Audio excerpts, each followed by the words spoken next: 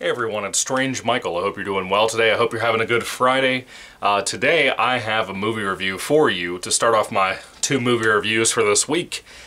This is Funeral Home, also known as Cries in the Night, which is the original title. It came out in 1980 and it's directed by William Fruet.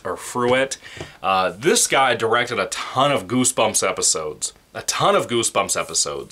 Everything from Attack of the Mutant, I believe, was a 2-parter that he did. If you love Goosebumps, I have a Goosebumps channel, and I talk about a lot of the stuff, the books. I'm reviewing all of them. Hopefully, God willing, I can all day, eventually one day, have them all done. The episodes, the movies, everything. I've talked about almost all of it. And so if you like that kind of stuff, I'm the guy for you. Anyway, I'm a fan of William Fruet. I don't know how to say his name. I'm pretty sure it's William Fruet. I think he's extremely talented. He's made, like, The Werewolf of Fever Swamp, I believe, is one of the ones he made. It was a 2-parter as well. It's one of the most well-known Goosebumps books and episodes out there. He's extremely talented. He knows how to take a small budget and do something interesting with the actors and the script. This is not his best work. This shows how far he came as a director when it goes almost 15 years later when the show was coming out for Goosebumps compared to this 1980 movie. This movie was a very mixed bag. I wasn't in love with it. I think it improves later on, but not by much.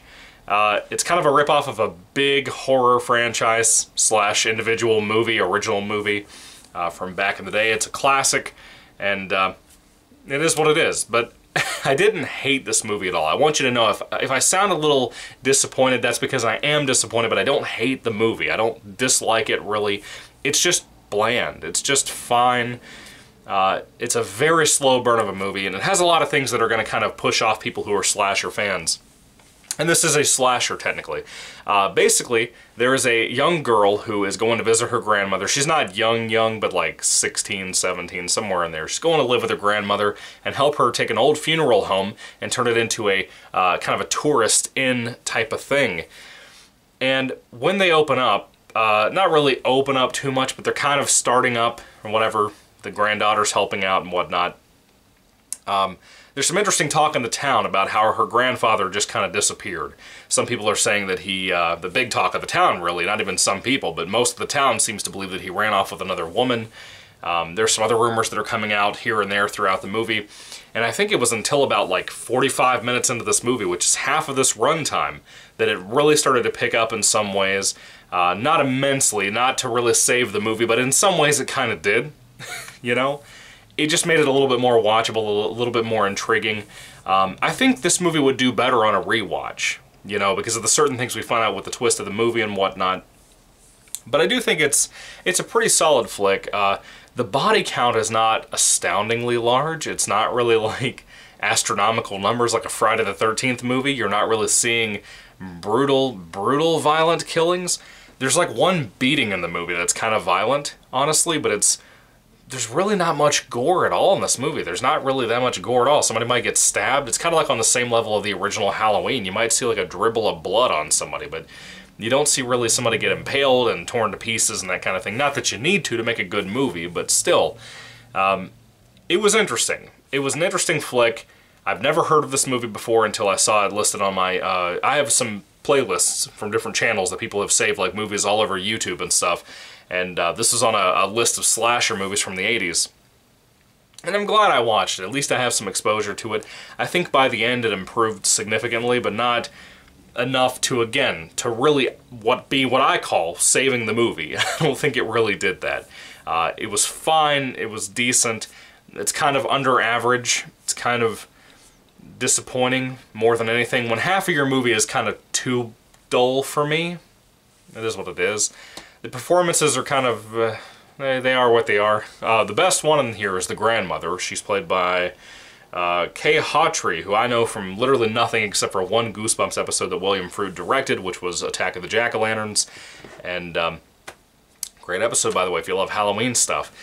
But otherwise, I'm just not in love with this movie. It's just a very mixed bag. Has a lot more bad about it than good. There's also a love interest in the film that the girlfriend, or not the girlfriend, the granddaughter meets. This guy kind of catches her hitchhiking and drives her over to the house and whatnot. And he does a decent performance too. He's fine. The main girl's fine, the granddaughter. She is what she is. Other cast, other victims and whatnot are kind of okay. There's one guy in here who plays like a farmhand of the grandfather that went missing. And he's alright too. He's playing like kind of a very slow man, and I think he does pretty well for what he's doing here. The writing's not that great. The twist is not amazing. It's kind of predictable, frankly. It is what it is, though. I kind of like some of the areas, sets, whatever, for the movie, but directing's not top-notch or anything. It's not really the best, but again, I like, as a William Fruit fan, I like going back and seeing how he improved so much within like 15 years' time when the Goosebumps TV show came out. That's impressive to me. It is. So, with that being said, what did you guys think of Funeral Home, the 1980 film? Did you love it? Did you hate it? What did you think about it? I'd love to hear your thoughts on this little slasher that I've never heard of down in the comment section down below. It is a really cool poster, like I put in the thumbnail here. I really dig that. I really like it. It's really neat looking. I like the old 1980s posters for even the bad movies have good ones, you know? It's not like in 2020s or 2010s or anything like that where you have the floating head syndrome. Anyway, if I had to rate Funeral Home on a 5-star basis, I would give this like a 2 out of 5 stars. It's something to watch, but it's not really engaging. It's not really anything I love or think that it's really worth all your time and effort to go hunt it down and watch it. It is on YouTube for free at the current moment, but that's really all I have to show you about it. It's not the best. Anyway, what are your thoughts? Put them down below, guys. Thank you for watching. God bless you all, and goodbye.